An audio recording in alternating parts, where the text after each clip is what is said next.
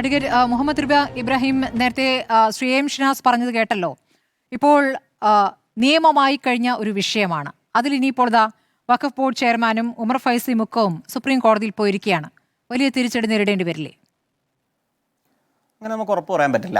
ഇതിൽ ഒന്നാമത്തെ കാര്യം എന്താ വെച്ച് കഴിഞ്ഞാൽ, തമിഴ്നാടുമായി ബന്ധപ്പെട്ട് ഒരു കേസ് ഇതേ അവസ്ഥയുണ്ട്. ഇപ്പോൾ വഖഫ് ബോർഡ് കൊടുത്ത പെറ്റീഷൻ ജസ്റ്റിസ് മുമ്പേ ഹൈക്കോടതി ജഡ്ജായിരുന്ന സീനിയർ അഡ്വക്കേറ്റായ ചിദംബരേഷ് സാറാണ് അതിനുവേണ്ടി ഹാജരാകുന്നത്. അപ്പോൾ അദ്ദേഹം അതിൻ്റെ ആ പെറ്റീഷനിൽ പറയുന്ന ഒരു കാര്യം എന്ന് വെച്ച് കഴിഞ്ഞാൽ, ഇതൊരു ജുഡീഷ്യൽ കൺസിസ്റ്റൻസി വേണമെന്നാണ്. എന്തുകൊണ്ടാണ് ജുഡീഷ്യൽ കൺസിസ്റ്റൻസി വേണമെന്ന് പറയുന്നത്?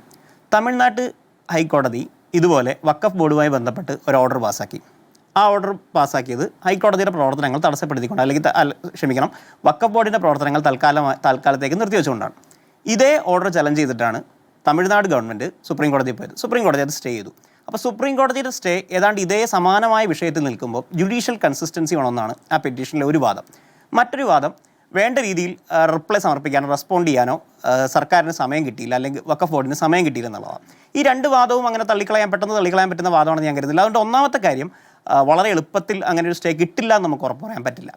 പിന്നെ മറ്റൊരു കാര്യം നമ്മൾ ശ്രദ്ധിക്കേണ്ടതെന്ന് വെച്ച് കഴിഞ്ഞാൽ, ഒരു കാര്യം ഇവിടെ പലരും പറഞ്ഞത് ശരിയാണ്. കാരണം എന്ന് വെച്ച് കഴിഞ്ഞാൽ, ഒരു കേന്ദ്ര നിയമം വന്നു. ആ കേന്ദ്ര നിയമവുമായി ബന്ധപ്പെട്ട് ഒരു കാര്യങ്ങൾ കോൺസ്റ്റിറ്റ്യൂട്ട് ചെയ്തില്ല, വഖഫ് ബോർഡ് അത് കോൺസ്റ്റിറ്റ്യൂട്ട് ചെയ്തില്ല. സ്വാഭാവികമായിട്ട് അതിലൊരു നിയമപ്രശ്നമുണ്ട്. ആ നിയമപ്രശ്നം മുമ്പിൽ വന്നാൽ നിയമം സാങ്കേതികമായി നോക്കുമ്പോൾ എന്ത് ചെയ്യും എന്നുള്ളതാണ് ചോദ്യം. എനിക്ക് അതിൻ്റെ അത് മനസ്സിലാക്കേണ്ട ഒരു കാര്യം എന്ന് വെച്ചാൽ, നമ്മുടെ കുറേ നാളായിട്ടുള്ള ഡിബേറ്റ് മുഴുവൻ ശ്രദ്ധിച്ചാൽ നമ്മൾ വളരെ ടെക്നിക്കലായി നമ്മൾ മനസ്സിലാക്കി കഴിഞ്ഞാൽ ഇത്തരം ചില പ്രശ്നങ്ങളുണ്ട്. പക്ഷേ നിങ്ങളുടെ പൊസിഷൻ എന്താണ്, നിങ്ങളുടെ നിലപാട് എന്താണെന്ന് ചോദിച്ചു കഴിഞ്ഞാൽ, നിയമപരമായി നമ്മൾ ഹൈക്കോടതിയിൽ ഒരു ഓർഡർ വന്നാൽ അത് ചലഞ്ച് ചെയ്യാം എന്നൊരു സാധനം പറയാം. ഹൈക്കോടതിയിൽ ഒരു ഓർഡർ വന്നാൽ അത് ചലഞ്ച് ചെയ്തൂടെ എന്ന് ചോദിച്ചു കഴിഞ്ഞാൽ, ചലഞ്ച് ചെയ്യാം ഒരു അവസരം ഉണ്ടായിരുന്നു. ആ ചലഞ്ച് ചെയ്യാമെന്നുള്ള വാദം ആരും പറയുന്നതായി ഒന്നാമതായി കേട്ടില്ല. രണ്ട്, എന്തുകൊണ്ടാണ് ഹൈക്കോടതിയിലൊരു ഉത്തരവ് വന്നു എന്നുള്ളതുകൊണ്ട്, അല്ലെങ്കിൽ ഹൈക്കോടതി നിയമപരമായി ശരിയായി തന്നെ പറഞ്ഞു എന്നുള്ള കാര്യം നിയമപരമാണ് എന്ന് തോന്നൽ നമുക്ക് എന്താണ് ഇപ്പോൾ തോന്നി തുടങ്ങി, ഇത്ര വൈകി തോന്നി തുടങ്ങിയൊരു ചോദ്യമുണ്ട്. കാരണം നിയമപരമായി കോൺസ്റ്റിറ്റ്യൂട്ട് ചെയ്യേണ്ട ഒരു കാര്യമാണ് നിയമപരമല്ലാതെ കോൺസ്റ്റിറ്റ്യൂട്ട് ചെയ്ത് എന്നുള്ളതാണ് വാദം. അതായത് സെൻട്രൽ ഗവൺമെൻറ് ഒരു ലെജിസ്ലേഷൻ ഉണ്ട്.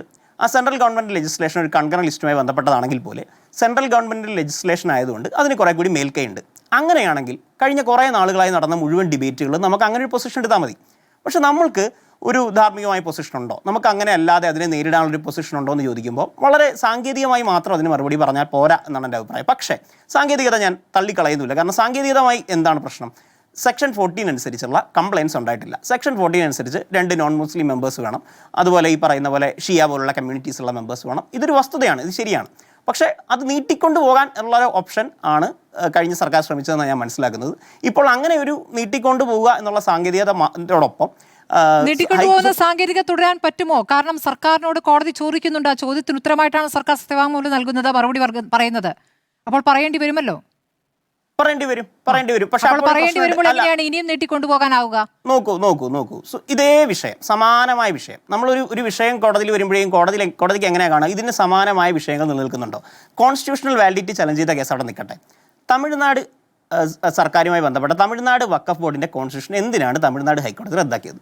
തമിഴ്നാട് ഹൈക്കോടതി അതിൻ്റെ പ്രവർത്തനങ്ങൾ മരവിപ്പിച്ചത് ഒറ്റ കാരണം പറഞ്ഞുകൊണ്ടാണ്, നിയമപരമായി അത് നിലനിൽക്കുന്നല്ല. പിന്നെ എന്തുകൊണ്ടാണ് സുപ്രീം കോടതി സ്റ്റേ കൊടുത്തത്? അത് വേണ്ട രീതിയിൽ റെസ്പോണ്ട് ചെയ്യാൻ, മറുപടി കൊടുക്കാൻ വേണ്ട രീതിയിൽ സംസ്ഥാന സർക്കാരിനെ കേട്ടില്ല, വഖഫ് ബോർഡിനെ കേട്ടില്ല. ഈ വാദം വാലിഡ് അല്ലേ?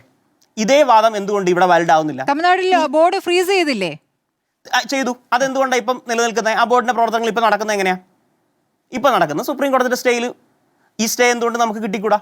ഇത് വളരെ ലളിതമായ കാര്യം. അപ്പോൾ ഞാൻ ചോദിക്കട്ടെ, ലോങ്ങർ ഡിബേറ്റിൽ നമ്മൾ കുറേ കൂടി ലാർജർ ഡിബേറ്റ് എടുത്താൽ ഇതിൽ ഫെഡറലിസം ഇൻവോൾവ് ആണ്, ഇതിൽ മറ്റു പല കാര്യങ്ങളും ഇൻവോൾവ് ആയിരിക്കും, ഇതിൽ ഏതെങ്കിലും ഒരു കമ്മ്യൂണിറ്റിയുമായി ബന്ധപ്പെട്ടുണ്ടാകും. പക്ഷേ നിലനിൽക്കുന്ന ഒരു ഉത്തരവ് സുപ്രീം കോടതിയിലുണ്ട് എന്ന് ചൂണ്ടിക്കാണിച്ചില്ല എന്നതൊരു പ്രശ്നമായിട്ട് തന്നെയാണ് എനിക്ക് തോന്നുന്നത്.